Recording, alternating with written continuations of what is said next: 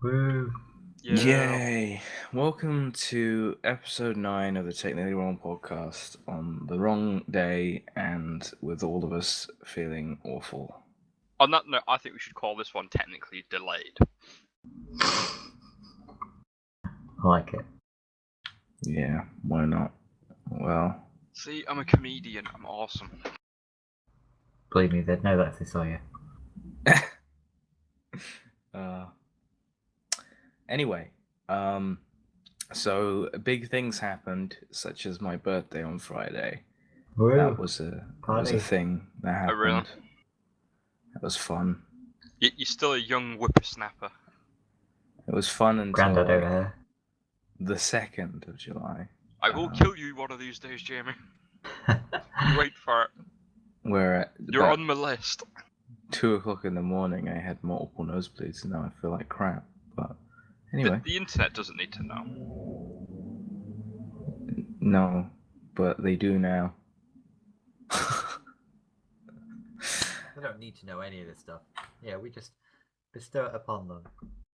That's pretty much our audience of people who like because really we don't need to know much of this stuff. Come on, honestly, like most everybody in the Well- world could get by with just like because if nobody I guess if nobody knew this stuff, we wouldn't have it necessarily. But if companies just made stuff that worked, then we wouldn't need to know any of this stuff. But in my Nah, world, even if stuff worked, people would still want to know this stuff. Yeah, I suppose. But speaking of things that don't work properly, unfortunately, because the RX 480 is still a good graphics card, but it does have some power problems. AMD brought a graphics card to the market that can outperform a 970 in like 90% of things, and that is an overclocked 970, by the way. This is a reference non-overclocked 480, and the reason it is almost always a reference non-overclocked 480 is because it simply doesn't have the headroom to overclock. You have to turn the power limit up to like 150% to be able to overclock it, and at that point it's not drawing any more power from the 6-pin PCI 6-pin connector, because it just simply can't. It's drawing it from the PCIe lane, and that's a problem because, well, this is a budget graphics card, and so if you wanted to build something like a £400 computer or $400 computer, say, and you stuck this, £200 $200 graphics card in, you would probably brick your motherboard, depending, cheaper and lower end motherboards. A lot of AMD's own motherboards, because the processors are cheap, the motherboards are cheap. This cheap. A lot of their own motherboards, you stick one of these 480s in and it can run into problems. Just to point out, technically, they didn't bring out a budget graphics card. They brought out a budget VR. I'm trying to say, solution is what they brought out. Not technically a budget graphics card. The idea was to make budget VR solutions. They succeeded, but okay. Well, the idea, if you're making a rig for VR, it's not exactly going to be cheap in the first place. Or at least it shouldn't be if you want it to actually work. Am I dreaming, or did Lucas just defend AMD? I technically didn't defend them. miracles happen. What? Well, no, technically they didn't bring out a budget graphics card. They brought out a budget VR solution. That's what they brought out. That's how they've been marketing it, as a cheap way to push VR. Anyway, yes, it does work, but I mean, you think about VR, and a lot of it isn't really CPU dependent. And so, say you wanted to build a $500 VR machine, you could stick I don't know, maybe get a 8320 instead of the 50, because you can just overclock the 8320. You get a relatively budget, kind of a mid-ranged AMD motherboard. I think MSI released at the tail end of 2015 a very nice FX motherboard kind of a refresh with most modern features, since it's very old otherwise. And you get a decent power supply and all that stuff. But now with that MSI one specifically, yeah, you could probably get away with it. But for a lot of people, and yes, it is marketed in that way, but it is a graphics card at the end of the day. Um, but for a lot of people, like they might have a very old system, say like 2500K or something with a very old motherboard, and and they slot it in, and that could cause problems.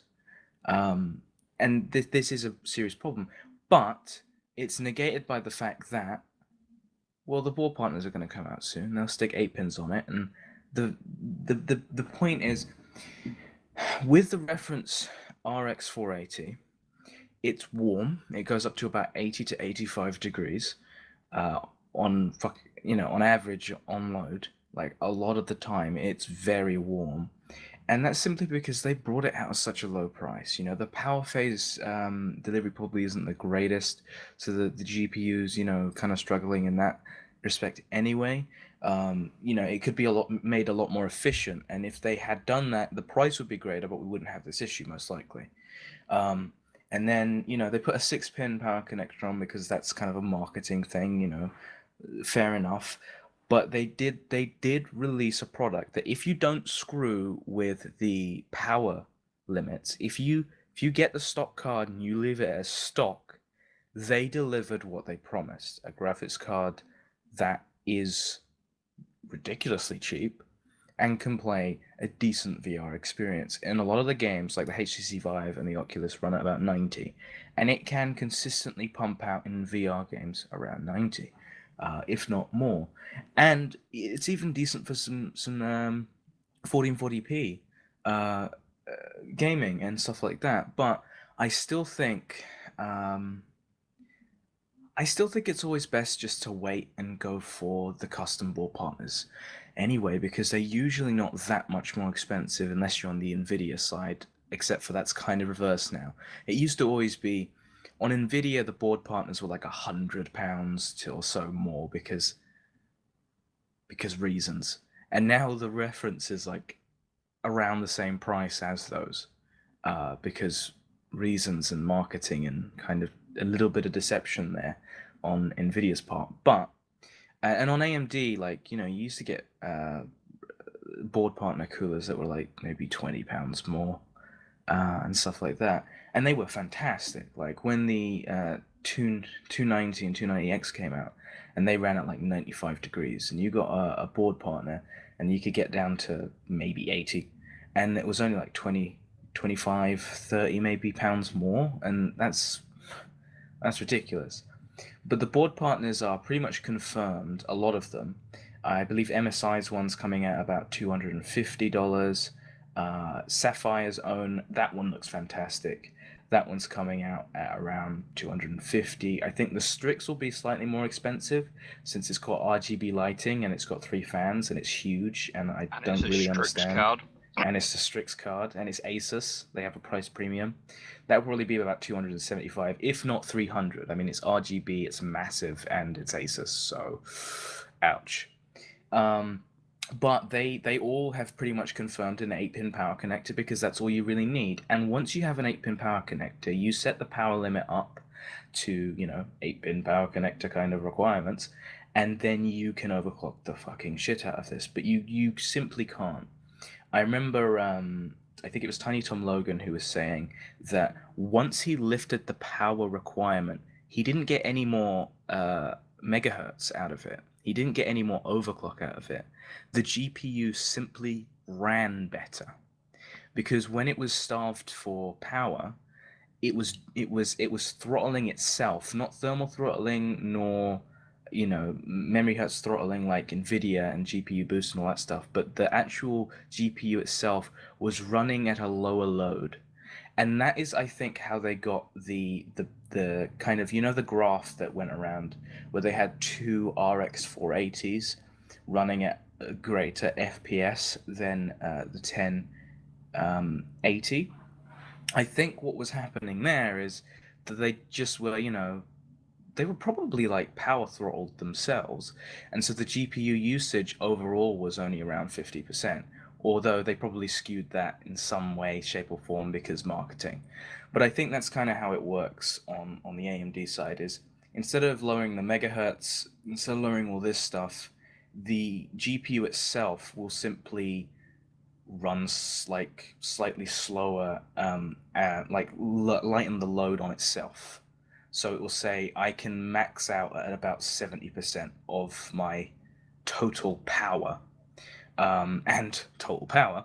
Um, and so when we get board partners and we can fully unleash these graphics cards, like fully take advantage of that full core, and we can overclock the shit out of it, I really do think we may be able to approach 980 kind of performance, because we're getting there.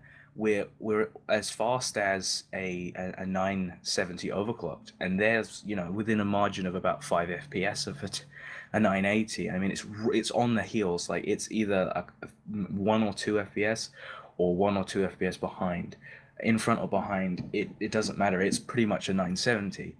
And if we an overclock night, like a heavily overclocked 970, and then if we can get just a little bit more out of it, if we can overclock it, if we can overclock it, then we have something. And it may only be a reference 980, but the current rumor for the 1060 is that it is coming out at $250, and it performs at 980 prices.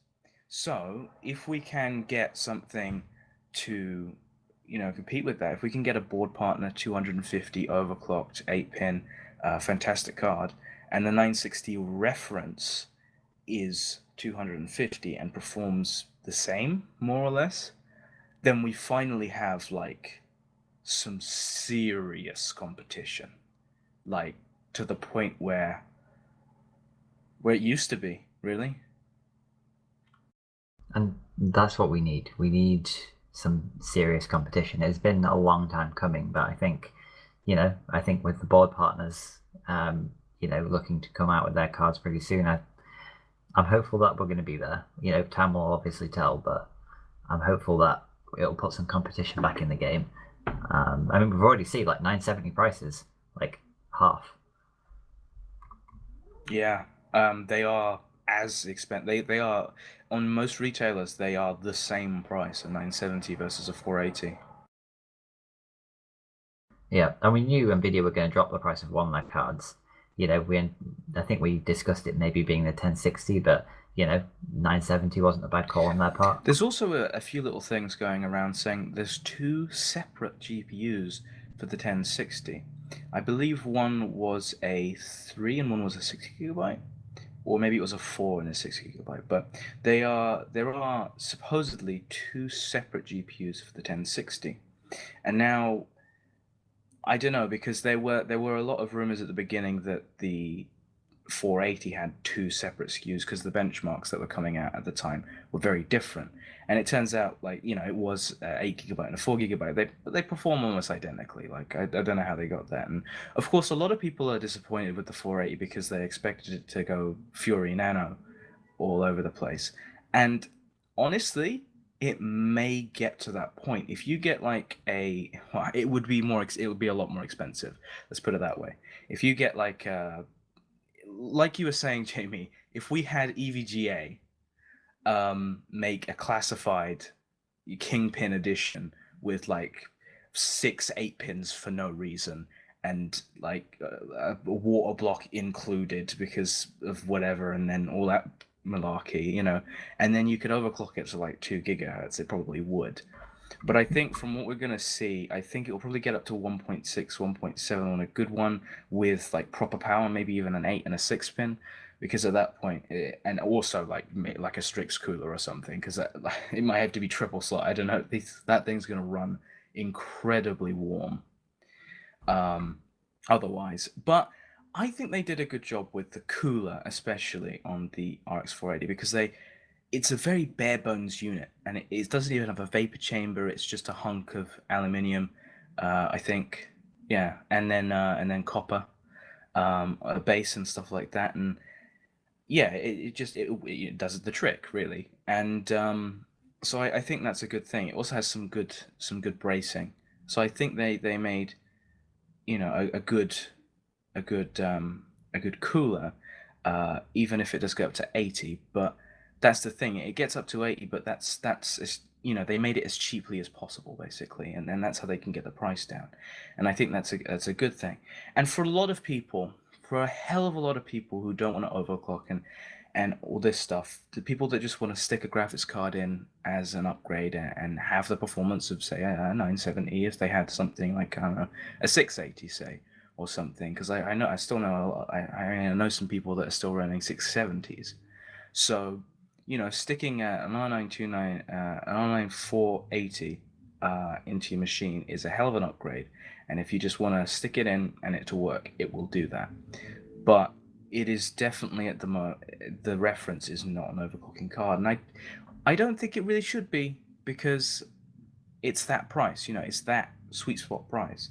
And still, if you stick two of these in a machine, you've still got some serious performance. In a lot of games, it pretty much on average performs well over 5, 6 or so frames per second, which is, I always find that funny. We're like, wow, it's so much faster gaining 3 FPS. Yeah. But it will perform like quite a bit faster than a 1070, and on some certain games like Ashes of the Singularity, it performs better than a 1080, but that's about the only case that it does. But the point is, you can get probably, well, right now, you can get two of these graphics cards reference, and with backplates. XFX actually have some of the cheapest on the market at the moment, and they've got backplates, which is really, really cool. Of course, there is a massive price hike in the UK because of all that stuff. So Lucas was pretty much spot on when he said, basically, just take American prices and add a pound symbol in front. Well, we did that before our economy tanked because of import tax. Not necessarily. On most things, that's generally what happens with tech components. Say if we had a $200 graphics card previously, it would be around 170, 180, and that's not much less, but it's still less. But now it is pretty much 1-to-1 US prices.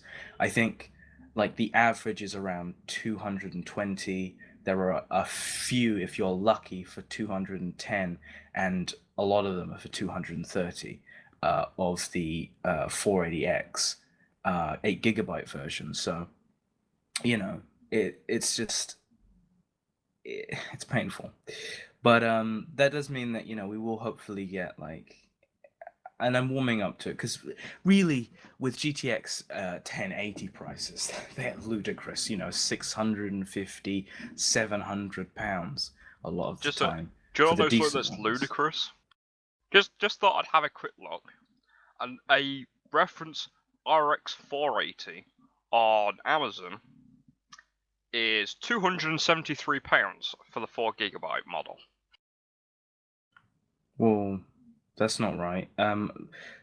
Type in RX 480 simply, and there's a Sapphire one for 220, and all that. Besides, Amazon being a bit peculiar with it. I noticed on Amazon when it was released, I went to Amazon first to see what was available, and the only one that was available was the Sapphire.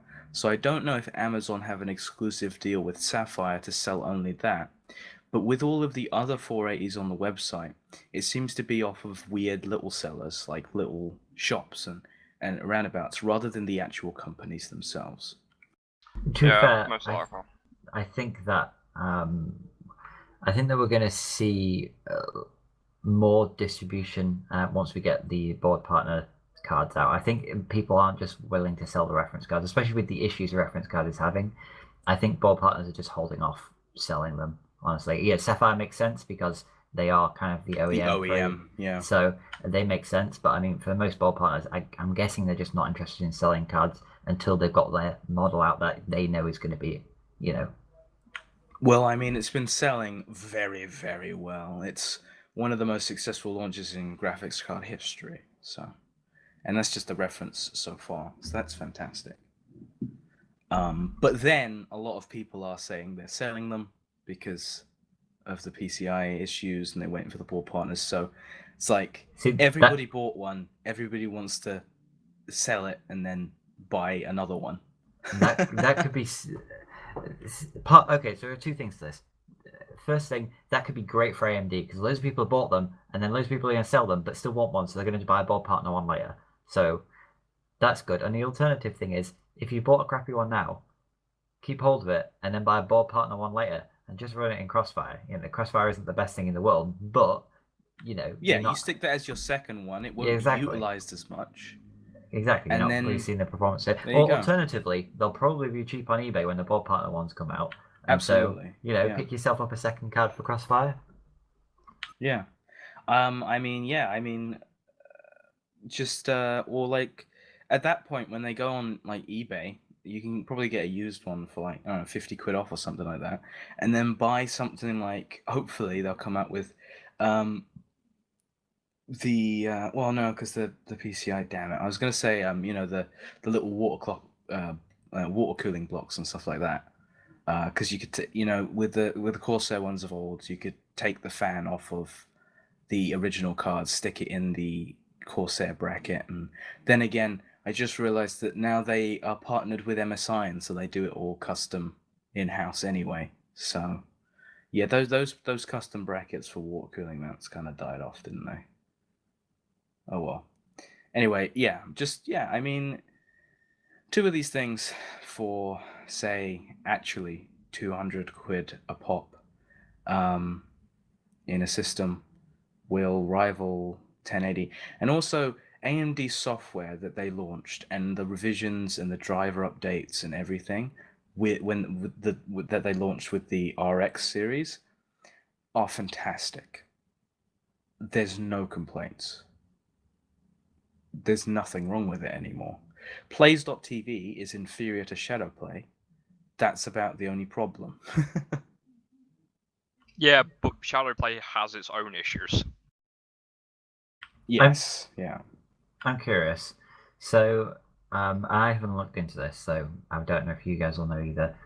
NVIDIA, the way Shadowplay works, and I don't know if you'll know this, but the way Shadowplay works is it's not, and the reason why there's no performance or very minimal performance hit is because it's actually using a built-in H.2.64 encoder that's on the GPU built onto the die, and it's using a small amount of processors from the GPU to basically give you recording with no real performance impact.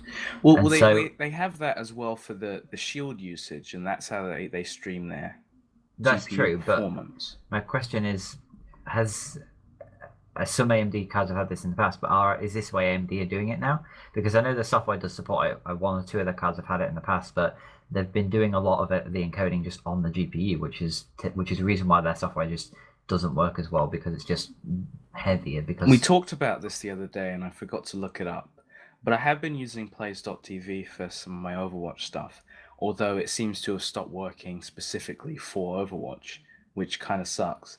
But I was just doing it as a little experiment anyway to see if it was any good. And honestly, it's not fantastic. It's a bit flaky and it crashes a lot, but I've only found an issue with Overwatch. And oddly enough, the public test realm, which is essentially the beta version, essentially a test version of Overwatch, is 100% stable, but the live version on Plays.tv is like maybe 30% stable. I don't understand why. But I don't know. I see. I have a 7990, and I don't think they do have built-in H dot because NVIDIA were planning for Shadowplay with the 600 series. However, AMD brought out the 7000 series like a year earlier. So I doubt that they do. I don't. So that means that, you know, the 280X wouldn't have one. That means the 380X wouldn't have one. So I doubt that they do. Maybe Hawaii. But I don't think the 7000 and that architecture, Tahiti, I don't think that has. So something which I've found interesting is because I don't know if you noticed as well, but Skylake when it shipped has got built-in H.264 encoding on the GPU on the GPU that's in the CPU, and so a great actually what now it's it's one of the reasons why the likes of Fraps. I mean, obviously it doesn't really work on the Windows 10, but you know the likes of those recorders are now really not popular because you know you can essentially just offload that to the GPU you're not using on the CPU and get basically no performance hit at all for recording. So Skylake, I was curious to know whether Zen will offer that, but maybe we'll see, I guess. But I was just having a look at least I can't initially and see that. Me too. Yeah, I looked it up, and just doesn't seem to have any information. It doesn't even show NVIDIA, frankly.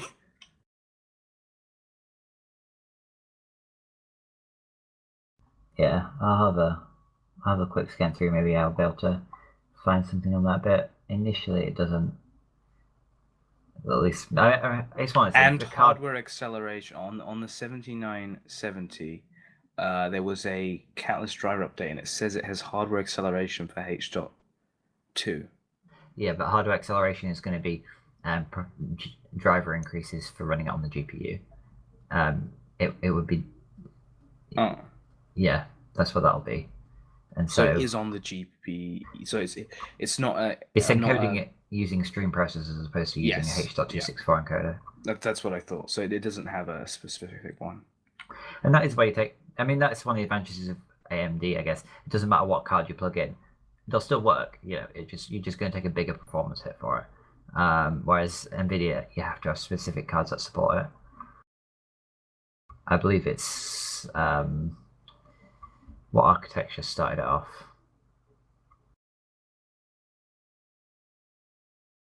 Begins with K.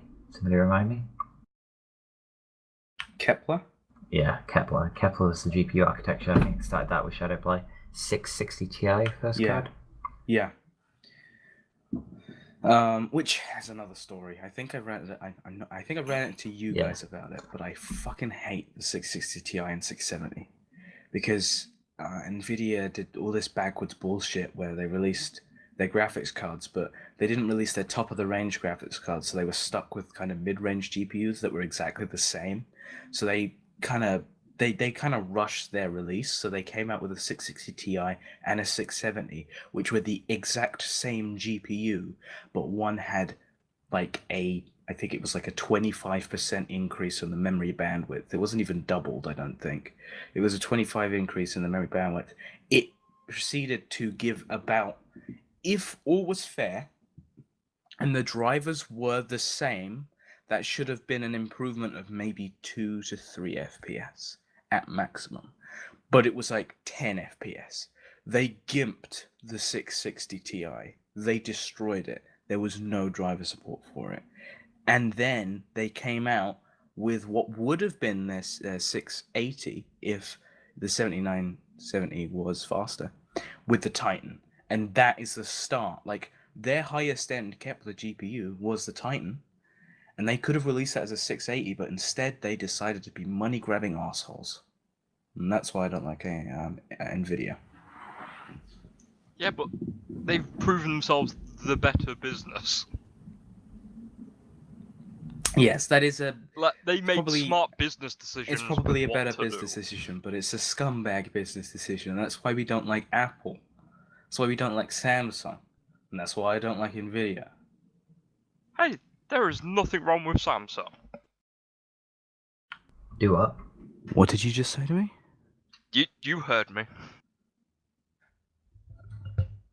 Okay, next episode we're going to have a Samsung debate. Yeah, we're going to tell you how crap it is. I'm not saying they're the greatest in the world, but without a Samsung, there'd be a lot of things we probably wouldn't have right now. That's true. The only thing that I really do like about Samsung is their memory technology. Memory technology is fantastic. They also have a lot of resources now because they are a big scumbag company.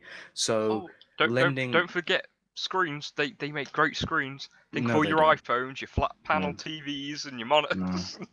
Their monitors aren't that great. Well, yeah, but think about it. Just think of the iPhones. If it wasn't for Samsung, iPhones wouldn't have those glorious screens on. They're all right. But that's again Apple, so. But yeah, no, a lot of Samsung panels, like their televisions are okay, but honestly, I think Sony have always done it better. Although Sony have like horrible market share of everything because their company is falling into pieces. But Not really. they're well, the only thing people are buying, they're not buying their mobile phones, they're not buying their TVs. The only thing they're buying are the PlayStation 4s. Like they should basically just become PlayStation. Sony Well, shouldn't exist. You've also got to remember, Sony is Sony Entertainment, Sony Music, Sony Video. The amount of production companies that Sony helps fund dozens of anime every year, as well as their gaming development branch. I would say handheld, but the Vita kind of died. And so are their don't forget phones, Blu-ray because a they lot of own things. the unilateral rights to it. Yeah, but again, you're defending Sony in a very similar way I have done to AMD in the past. Yeah, I will give it.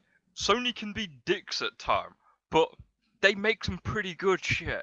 Yes, no. Well, I just said that I like their TVs. Like I like Sony. I'm just saying that as a company, they have been dying for a while, and that's unfortunate. I was a massive Sony fanboy. I had a PS1, PS2, I had Sony TVs. I had my first phone was a Sony phone, PS3, and the only reason I really am on PC is because I got a free one from my uncle, which lasted a couple of years. I played a crap ton of Minecraft, and then TF2, and then League of Legends, then Counter Strike, and then Overwatch essentially. And also my PS3 kind of broke down and we just use it as a media center now. But yeah, so I'm a massive fucking Sony fanboy. Well, I was at least, and I want a PS2 again, and I like Sony. Just I love their exclusives. I want a PS4 for The Last Guardian alone. I think that's a lot of people at this point. Yeah. Because a lot of people are like, we want this fucking game. Oh, Shadow. The PS2 was the best system. Just, I mean, yes, I grew up and it's nostalgic and that's why, but it was the best system. Yeah, it was. Now, I can't remember my initial point, but Samsung are awful. But, right, next. Well, we were on, like, Apple-ish, so what about this Apple patent concert camera blocker? Yeah, so if you want to, for your own personal enjoyment, listen back to and share the experience with someone else, maybe like enjoy the concert that you went to, you paid good money to see, and that you kind of want to remember at some point, and maybe there was something really outrageous that happened that you want to show your friends or something. Nah, fuck you. No, I think you guys are viewing it in the wrong way. While they're currently like showing it as a concert thing, I think this has other applications. Like it's infrared, you're not going to be able to see it. I think, you look at the likes of cinemas. If you set this up in a cinema, it would stop a huge amount of piracy in the film industry, like a massive amount of piracy. So far, the way it's designed is for iPhones only, because it'll only affect the Apple camera. I would give it. It's got good uses to block piracy and things, but the technology could go elsewhere. It's basically a lot of it was the idea of preventing someone from filming the entirety of a concert. But what about taking pictures? Would it disable the ability just to take a picture? You then got the implementations of when I was watching Lions Tech Tips last night. They were on about this. What about someone using it on their license plate to prevent speed cameras and such from being able to pick up the license plate?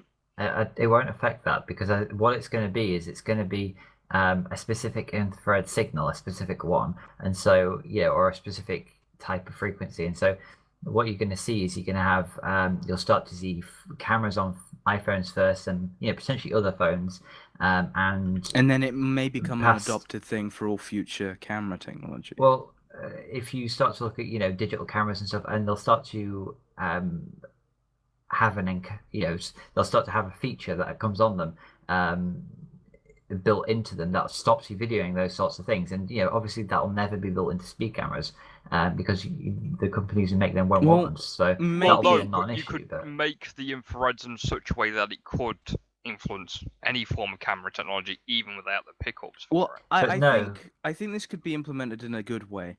I think to stop filming like entirety of everything, I think if you want to take a picture or something, take pictures or whatever, right?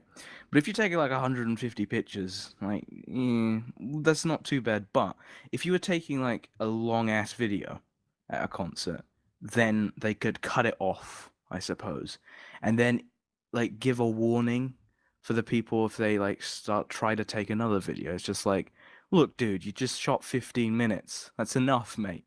Leave it alone. Yeah, but this thing, they've got to stop a lot of people from it. But also, who wants to listen to camera footage off a phone at a concert? Because that's going to sound awful as shit. But that's my point about it being used in cinemas for the film industry and other things like that. Like concerts maybe aren't the best example of this, but it could be used as piracy. The stuff like cinemas, it's a good way to prevent people from taking cameras in. A few other actually, so that was for use in museums. Was that if you put your camera at a display, the infrared would, rather than block you from taking it, was to bring up display information. Oh, that's an interesting. The idea that you could force information up onto your screen. Yeah. When the camera's put, so it would give you other things rather than having like really long placards and things. It could give you other important information. Right. I mean, there are lots of applications for this. And going back to your earlier point, you actually could infrared signals don't inherently break cameras. Like that's never a thing. Like you can't just build that. There has to be something built into the camera, and it has to recognize a specific signal. And so like blocking speed cameras will never ever be a thing. Because they'll never build that technology into them. It won't ever affect stuff like that. I mean, there are ways, but just not this one. Yeah, I mean, obviously there are always ways. Put a piece of cardboard over it.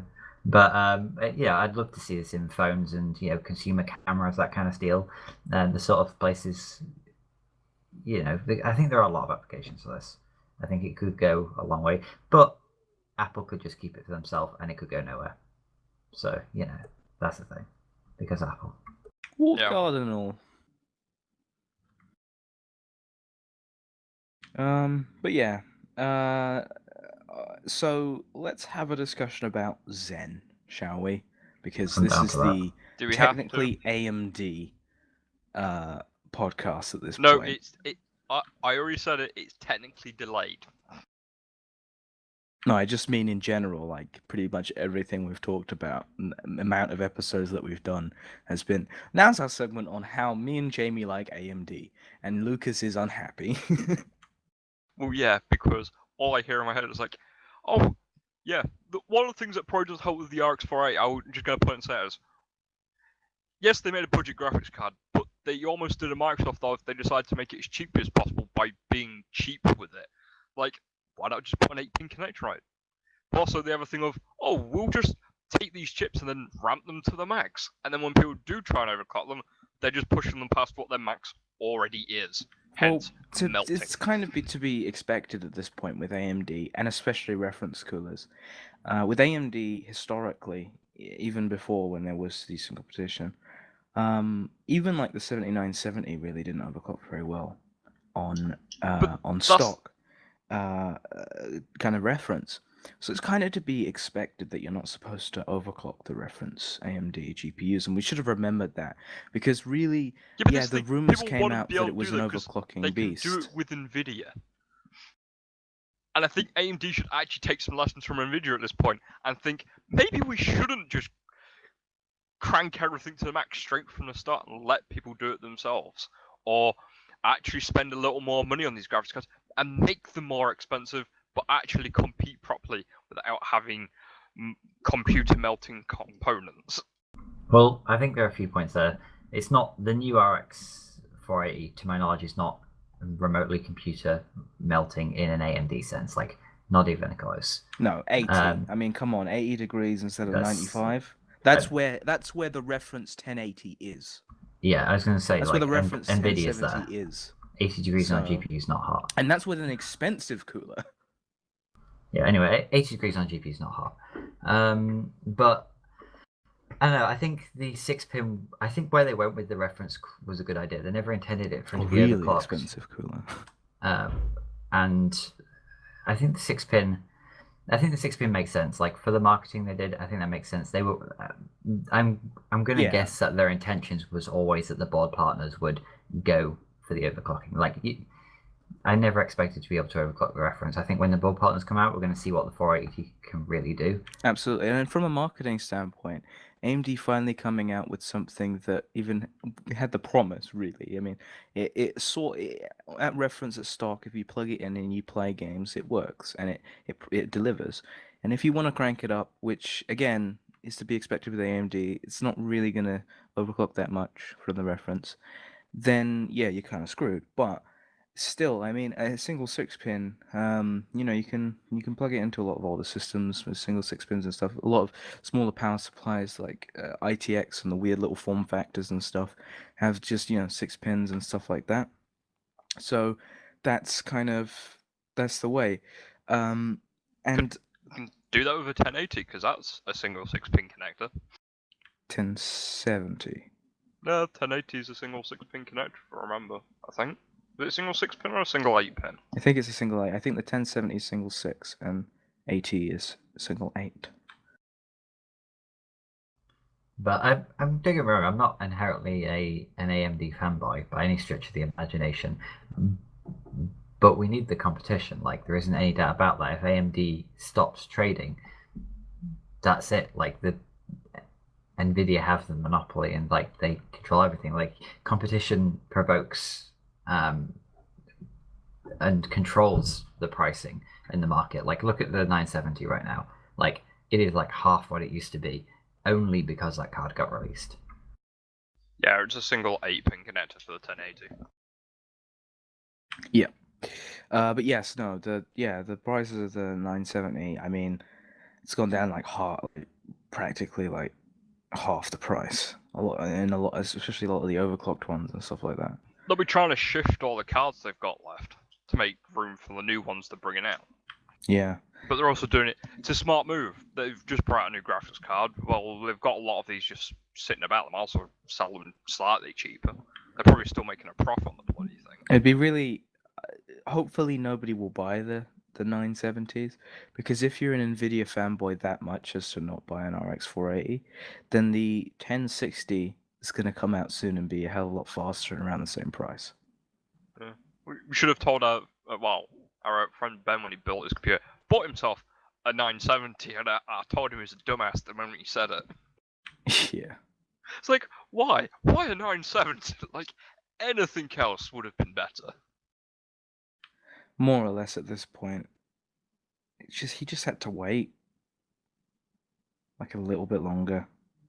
Because knowing what he probably paid for his 970, he could have just bought like maybe a 1080. If he just saved like an extra month.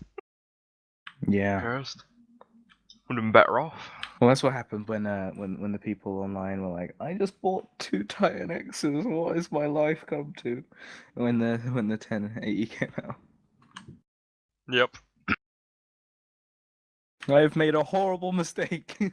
Yeah. For standard, like for just gaming, 1080s are not 1080s. The Titans are not worth it. If you're say a streamer or a video editor or whatever else that would actually make use of the Titans, go for it. But Actually, past... I once upon a time I would have 100% agreed with you, and then they removed the OpenCL performance from the cards and its ability to compute as a GPU, in a compute environment. They removed that from the original Titan, and so especially the Titan X and stuff, they don't have that same compute performance. They're no better off than a gaming card. They're not any better at compute in any way, and so you don't gain any of that performance when you're editing or anything like that. Like it is just a gaming card now. Don't get me wrong, the original That Titan. seems kind of pointless because the smile on the my Titan was face. to kind of bridge the gap slightly. Yeah, The don't smile get on me my wrong. face is bigger than ever before. The original Titan did have that, and that made it that card. That made it the bridge. The fact that it had the additional compute performance from the Quadro side, but you don't get that anymore, and so it's kind of just a gaming card now. That's why I don't no matter like where they sell it. Nvidia. That's why It's a I real don't shame like Nvidia. because that was one of the big, like for me, that was one of the selling points of the Titan. Like, okay, I could justify this if you were this person, but actually you just can't anymore. Like, buy a Quadro. And it was a hell of a niche anyway. Yeah, Um, buy a Quadro. which is kind of weird. Anyway, let's talk about Zen. Can we do Right. some gaming news first, maybe? It's a big topic, Zen. Well, mine not that long. And plus there's some Overwatch news in there. Knock yourself out. Yeah, go for it. I'll start with the Overwatch one because it's hilarious. I think it was last week before, a female pro gamer for Overwatch was... I can probably explain this a lot better because... Go for it, you do it then. So, a Zarya player, which is a tank, right? She had unbelievable accuracy, unbelievable skill with the abilities. Zarya is quite a difficult character to play because you need to balance your shields.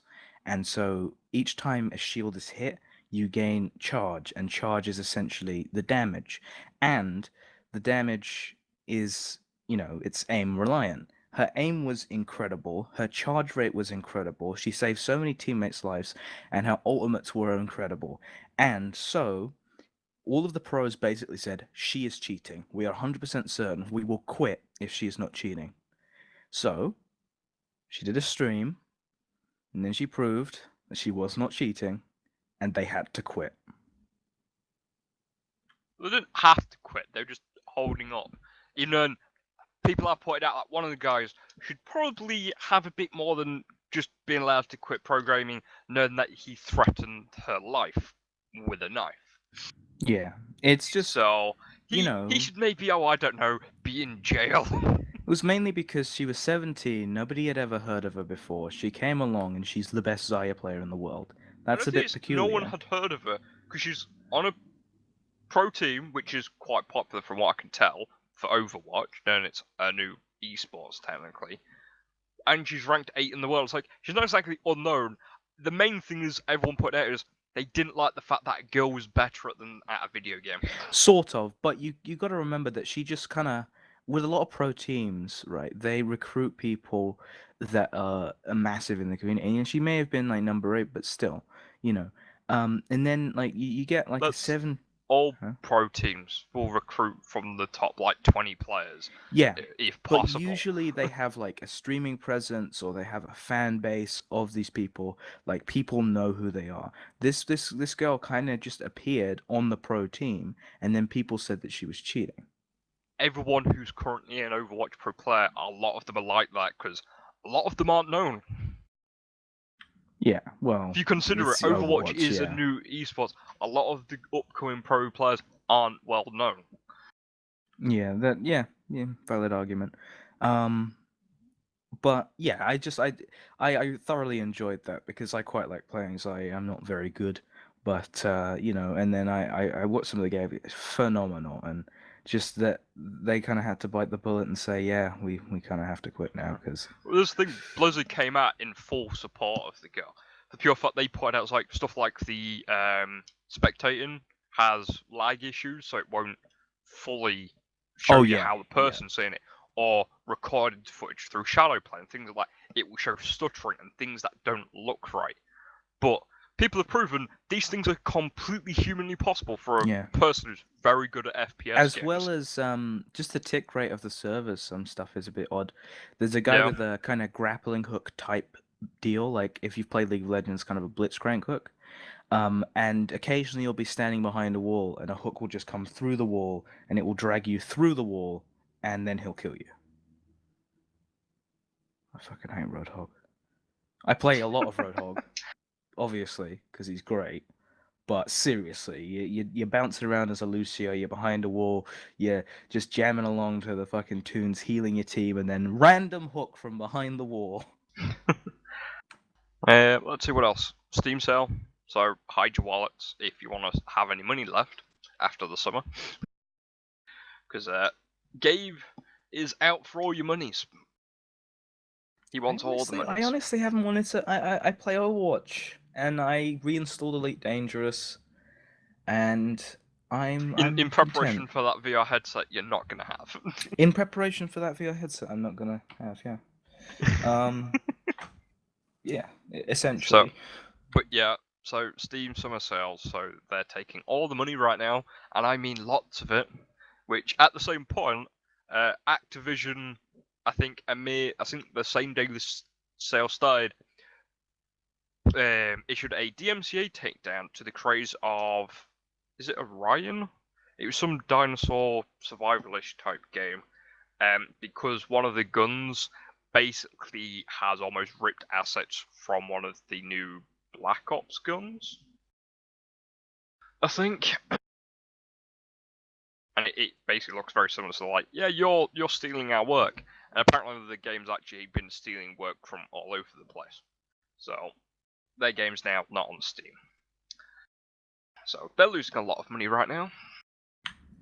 Oh, there's a fantastic one of my favorite videos on the internet is by a guy called Cat.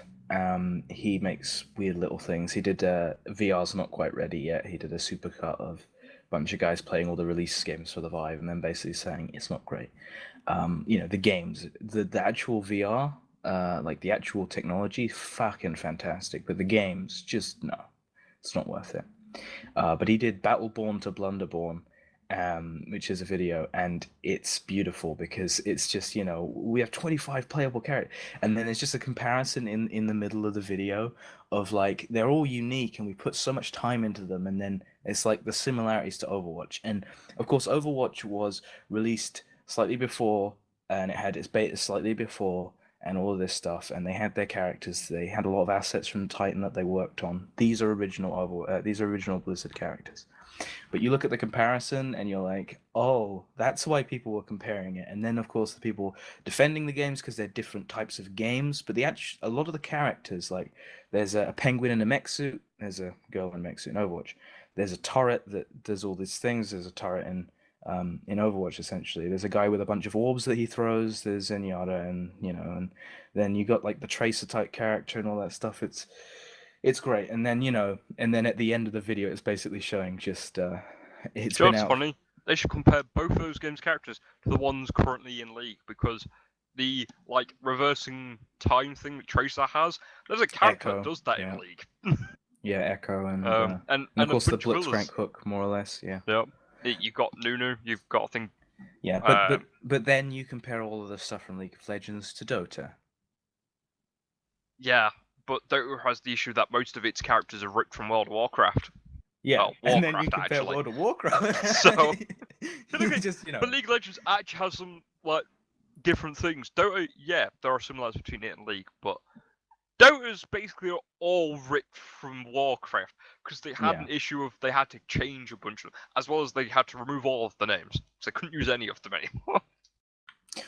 What was I going to say? But yeah, no, at the end of the video, it shows the player base, and I looked this up, and they have had a peak out of the entirety of the game's release. They've had a peak of about 12,000 players, and Overwatch has a peak of 11 million in the open beta, and currently something like 10 million. Yeah, because they have all those World of Warcraft players that need to throw their money. Yeah. That was the thing. They needed a fix. Now they have the fix. Oh yeah. But okay. So I'm gonna get into this Zen because I will never let this go for it. We are running out of time. I believe we are. How long have we been going on for? 40 minutes, 50 minutes. Just slightly over 50. Yeah. So we're on time. Yeah, I mean, we could probably fit a few things afterwards, but Zen discussion is big because we got some big drops in the news. First of all, let's go over the chipset issue. Jamie, if you'll explain. Yeah, I mean, there isn't a great deal to explain here. Basically, I don't know if you guys know, but AMD have outsourced their making of the chipset for Zen. They're not making it themselves, so they outsourced it to another company. that company is just having issues adding some of the features. Like they're just not making the progress they wanted to make. Like USB 3.1 is having some real issues. Like they're not that it's questionable whether Zen will come with support for that because of the issues. But yeah, is what it is. I mean, it's because when you actually add length of cable on the motherboard to USB 3.1, you actually reduce the performance of it, and so they can't get it close enough to the chipset to get good performance, and so it's Because I believe Intel have, don't they have like, because they build their own chipsets and also they have slight support of it actually like on the CPU, don't they? For some things like that. I don't recall off the top of my head how Okay, Intel do well, it. I guess we'll have to, but it's a bit odd that Intel can do it so easily in AMD. But I mean, outsourcing and stuff and in-house, I guess they're working with like engineering samples of Zen CPUs anyway, so it's kind of like just, bouncing back and forth. If it was all in-house, it'd probably be a lot easier anyway. Yeah, I mean it's one of those things. I mean, at the end of the day, Zen is going to be a very first generation product, especially with the fact they're outsourcing the chipset. Uh, I think that first generation is going to be a bit. It's going to be good. It's going to be a bit clunky. I think we're really going to see Zen come into its own during its second generation. I think Well, when it's a they bit get some of like the bugs ironed out.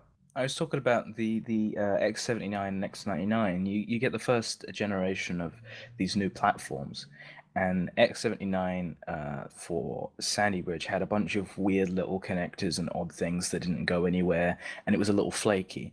But X79 for Ivy Bridge was fantastic. Solid motherboards with good peripheral support, and just everything was pretty much solid. Then you get the first generation of X99, and you get a bunch of weird, quirky stuff that didn't go anywhere. And then you get the second generation, and it's solid and fantastic, and it's got everything that we need right now.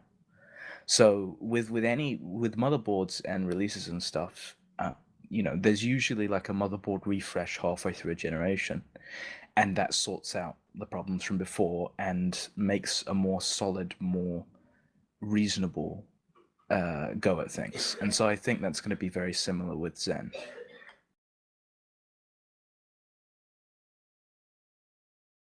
Yeah, I think you're right. I think initially it's not going to be so great, but once we kind of get the refresh out there, deal with some of the problems. Um, yeah, I mean, it's looking good. There are a few issues, but nothing. I mean, nothing we wouldn't expect. There's nothing like devastating here or anything like that. I mean, it's just maybe we don't see USB 3.1 support. It wouldn't be the end of the world. Yeah, At and least I not to mean, begin with. Maybe that gets added later. oh, hopefully later. But it's a bit like how HDMI 2.0 wasn't on the Fury cards. Everybody was like, "Well, why?" But it's still a decent card. It was a bit expensive for what it was, but HBM, all that stuff. It's just yeah.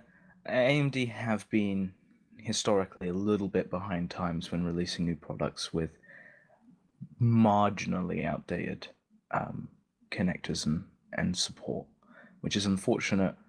But it's simply because they just don't have the kind of R&D budget that somebody like Intel and Nvidia have really.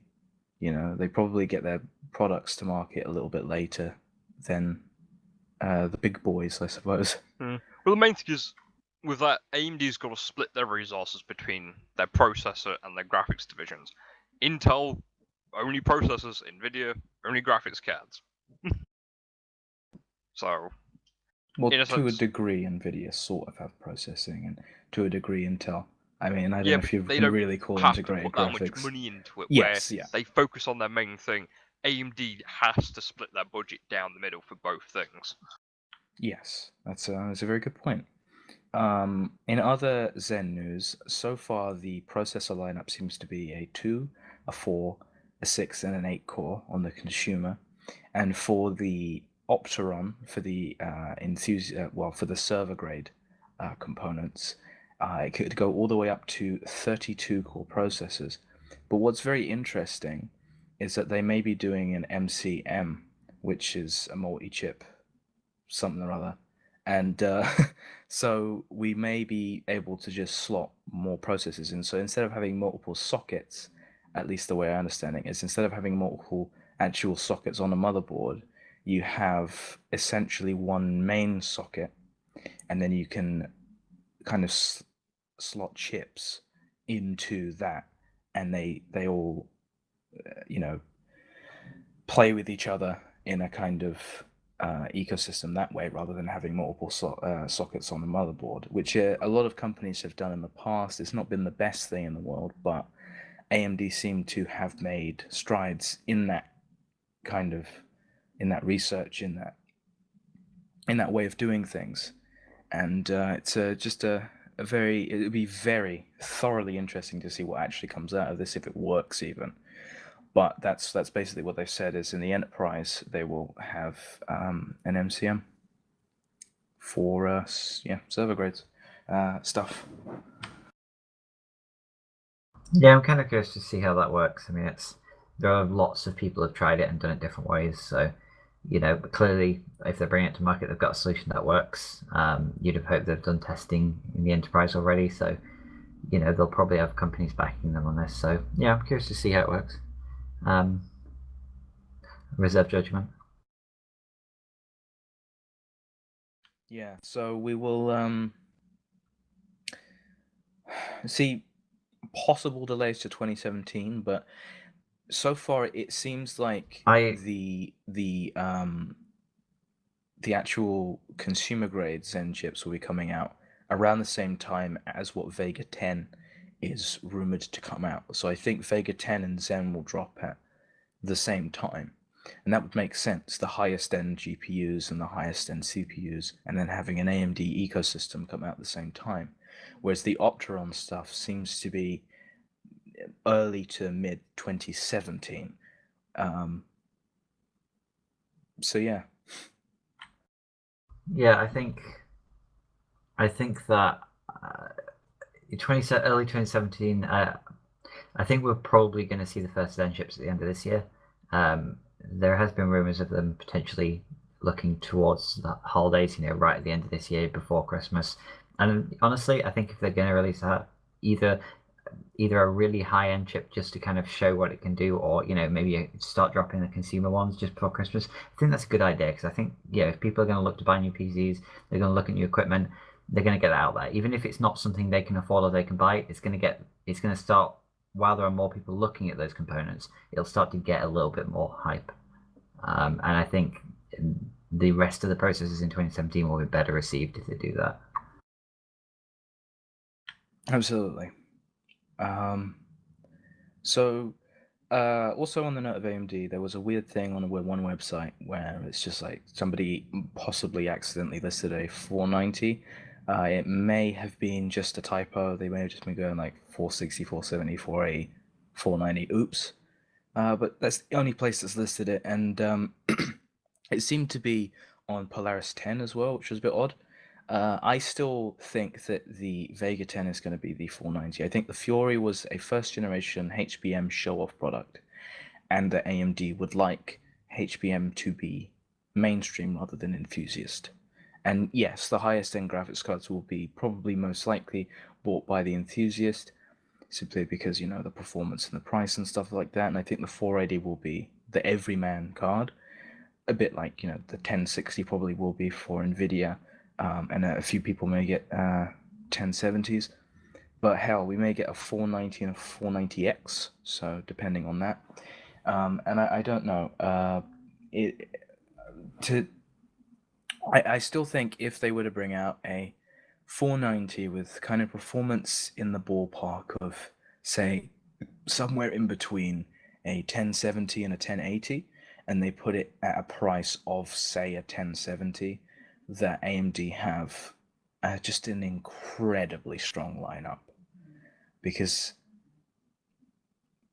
it's an incredibly strong lineup. So that's what that would be.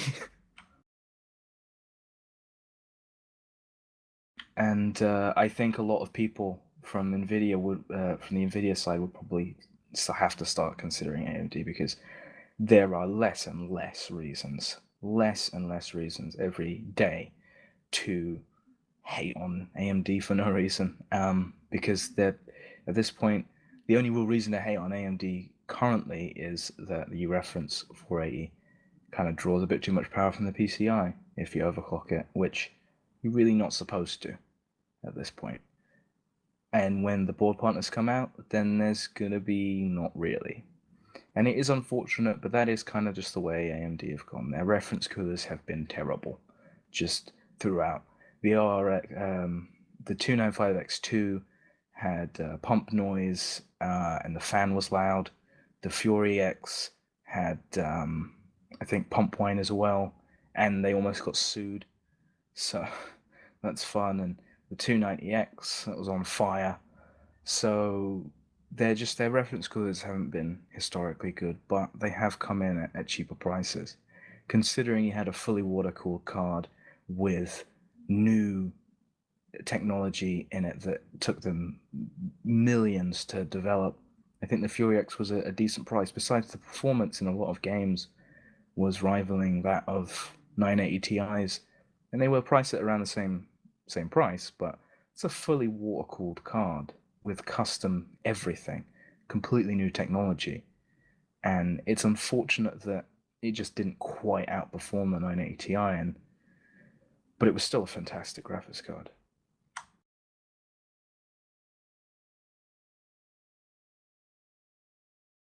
Yeah, it was. Yeah, as you say, I think AMD are in a good position right now. I think as long as they don't have any major hiccups, everything kind of performs as expected in the next year or so. I think they'll be doing well as a company again. I think they'll kind of be out of the red for now. Yeah, it's nice to see that they are, because they passed the first proper milestone of Zen a while back. They've got properly working CPUs now, and it's just, I guess, getting it into production, getting the chipset fully ready, and getting board partners to make motherboards, really. And then we will see Zen hopefully later this year.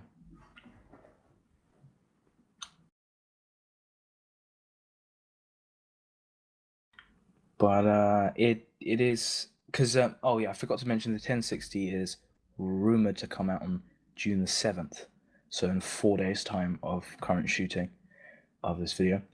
June the 7th? Yeah, that's what the rumors say. I Don't you believe. mean July? That would make a hell of a lot more sense. Yeah. It would. Otherwise, it would have come out a month ago, before the 1080 did. Whoops. Yeah, July the 7th. Yeah. So Well it's supposed to come out on July the 7th, which is, a week before the custom cards from AMD come out. So yeah, we got some serious competition this month.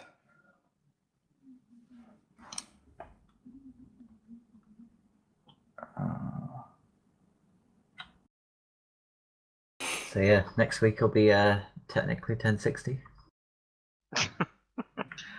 More or less. Just as a quick thing, anyone hear about the intelligent robot that's been escaping in Russia? No. A research lab has developed a prototype robot, which is it's fitted with artificial intelligence alone, but it's supposed to be a public aid, I think, for information. But apparently, the thing has now escaped twice from their research facility. It has a built-in system to help it to avoid obstacles, and I believe the thing's escaping the building to get away from all of the obstacles in the building. Because I think the first time they haven't realised it was missing for about an hour, where it had ended up dead. It stopped in the middle of a road because its battery ran out.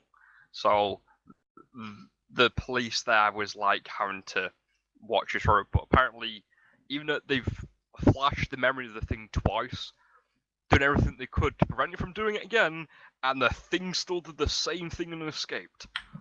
The weird thing is, none of the other versions, because they have a bunch of other models that they have built, the exact same robot, none of them have tried to escape. This same single one has escaped twice.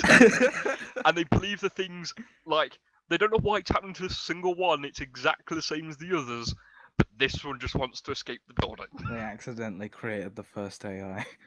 Yeah, no. They accidentally Run away created from the Johnny nutty 5. Russians! Run away from the nutty Russians! But yeah, because currently they are now considering scrapping the robot. But apparently the internet got hold of this, and there's a giant outcry to have the thing like be given freedom or to be saved, that kind of thing. Yeah. So yep, they've created Johnny 5. That's fantastic. But I thought it was this interesting. It's like, yeah, they create a robot which is just trying to escape. And it's doing stuff that it really shouldn't be. So it's like really odd. But it's like it learned how, like, it figured out how to open doors, like from watching apparently just people. So it's like, oh, I can get out of this building this way. So yeah. So not bad. They created an intelligent robot that can escape. Wow, that's fantastic. So yeah. Speaking of autonomous things, Tesla and their car crash. Oh yeah, I heard about this. I thought the interesting thing was someone pointed out was like, I think yes, the car in a sense was at fault, but also the driver because he wasn't paying attention. One thing they pointed out with the Tesla, its autonomous feature is not autonomous, it's supposed to be a driving assist. Apparently, they do point out like you are supposed to pay attention and keep your hands on the wheel at all times still. Unlike the idiots who apparently film themselves falling asleep at the wheel. Yeah, Like, no, thinking there something are they can do. big warnings, like on just on the highway in general, like just you're going so fast that if a car slows down, you may be able to slam your brakes, but you're also going very fast, and you may rear end them. Like even if you are driving yourself, obviously, and it will probably even be more safe with these kind of built-in features. That if you are driving yourself and the car in front brakes, maybe even your car will have slightly better reaction times and can brake for you slightly, and then you put your foot down. But the autopilot system and stuff, it's not a Google self-driving car. It doesn't have a million cameras, and it is Yeah. it's mostly just like an advanced cruise control. Well, I at think this they point. pointed out that the autonomous features is rated on a scale up to 1 to 4, and the Teslas are 2 on that scale. Like, it's got some autonomy, but it's not like a Google self-driving car. It's like, it's supposed to be a driving assist. So, but it's like, yeah, I think these people are like thinking, oh, I can just fall asleep at the wheel with this. And people are like, oh, self-driving cars are dangerous. Like, yeah, but I think they pointed out there's a fatality. People are dangerous. Yeah, I think they pointed out that on average, the fatality miles for a human driver is 130,000 miles. I think driven. It was 130,000. Was 130. But if you think about the amount of cars that there are, like it's all total cars make up that mileage, and after that, a fatality happens. With like the Teslas, I think or self-driving cars, it's rated at 90,000 or 90 million miles. Which, if you consider that there's far less self-driving cars out there, that's pretty good as accidents go. Yeah, it makes up not even 0.00 of a percent. Yeah, and like people trying to use it. Oh, well, it has. Oh yeah, there's autonomous. On Thursday, Tesla stressed that the car has been controlled by autopilot had traveled 130 million safe miles to date. So it's like, yeah, in that time they've had one fatality. That's pretty good.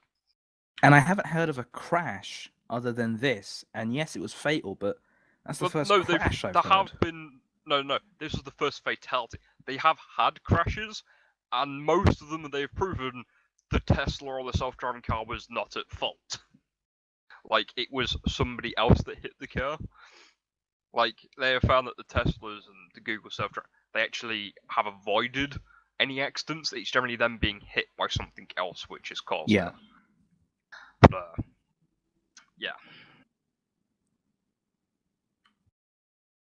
So, in other words, people being stupid, and yes, the things need to be improved, that some people need to stop being dumbasses. Yeah.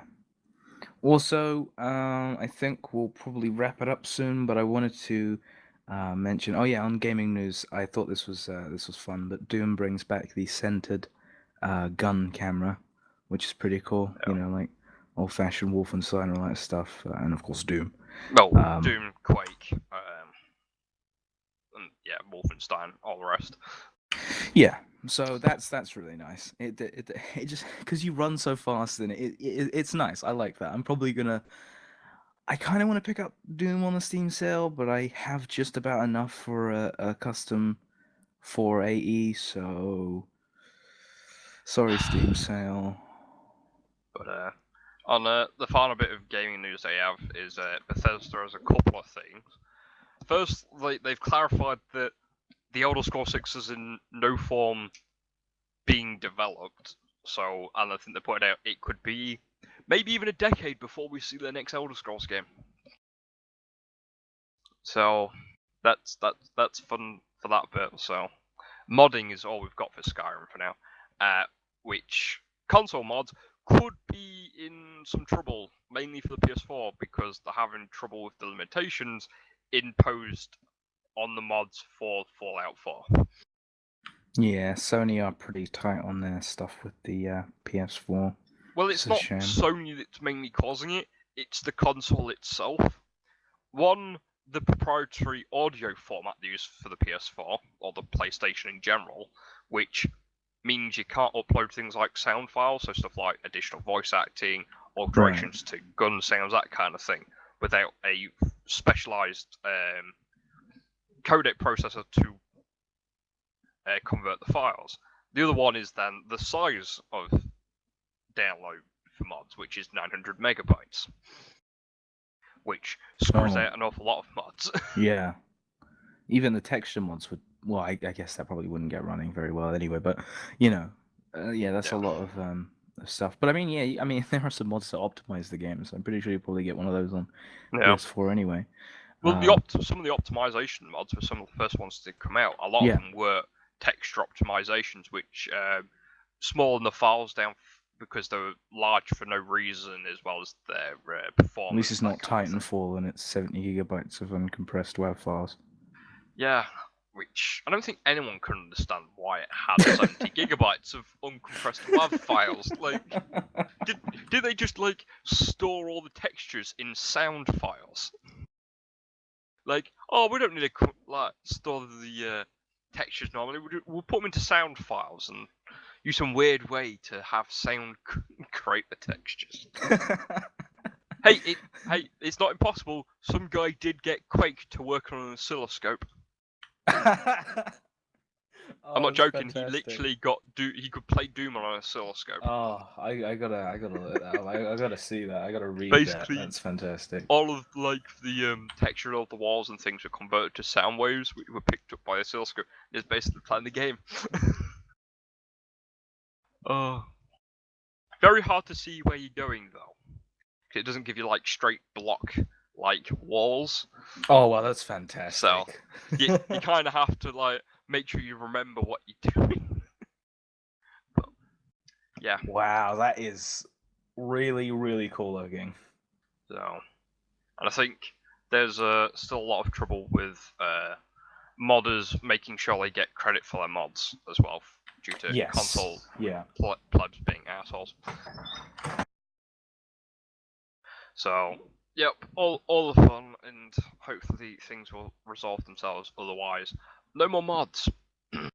Yeah. Or at least not good ones. People just need to stop being console peasants and get with the program, guys. It's like the whole uproar of, why do we have to pay for the remastered Skyrim for consoles? Well, that has something to do with Bethesda having to store all the mods you're going to be able to use for it. Yeah.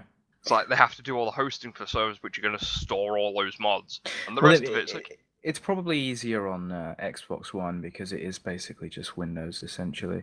Oh, yeah, but they store all the mods in a separate repository, which they can access, which is basically what you're paying for. Right.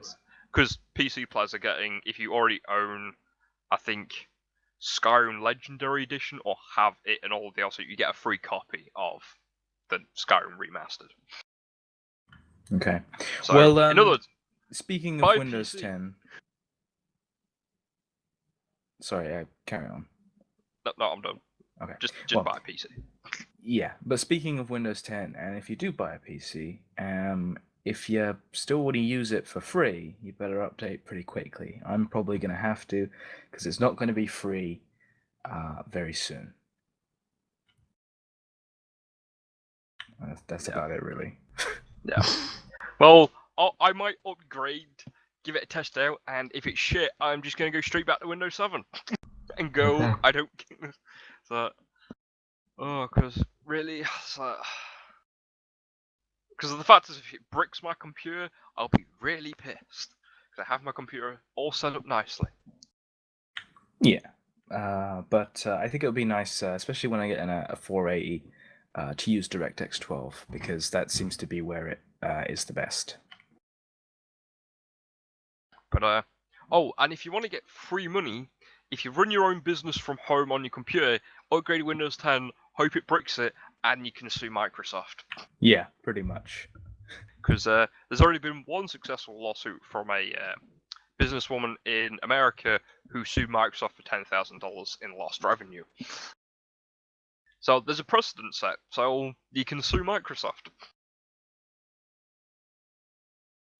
All right, well, I think that's all of the news. Yep, I think we're done. So where can we find you, Lucas? All of the places. But mainly twitch.tv/Usura91, on Twitter at Kinski91, and if you put either of those names into Google, you probably find me somewhere. I'm Luke. I go by Alkarius Endgame on Twitter. That's about it, really. And Jamie went from having this channel to having like 60 social medias. Yeah. I joined Tumblr. It was a mistake. And Twitter. No, you already had a Twitter, you just didn't use it. Yeah.